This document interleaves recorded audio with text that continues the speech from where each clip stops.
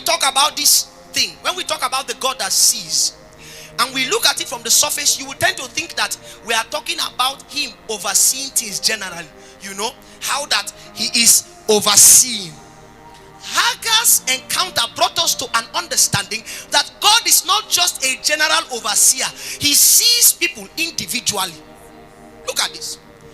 God has helped me, and by the grace of God, I'm lead pastor of this church, and what that means is that I oversee the affairs of this church for God. Is that okay? But you are aware that I don't know every single thing that goes on in this church, except people bring me reports from various departments. Is that true now? So if the choir doesn't bring reports by their HOD, I don't know the things going on there, except maybe I stumble upon something going on. If the protocol department does not bring, the first time, if I don't get all of this information, I am limited in the knowledge that I have about things going on.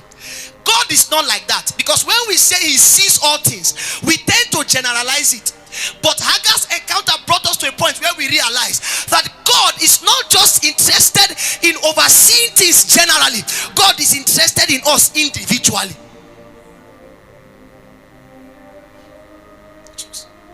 God is interested in you as a person. God is not just interested in us as a church. He's interested in you, Soul Psalms, as a person.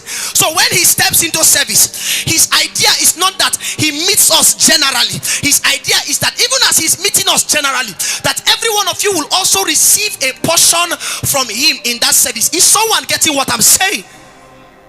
So he is not Elroy because he sees all things. He is Elroy because he sees me. Me.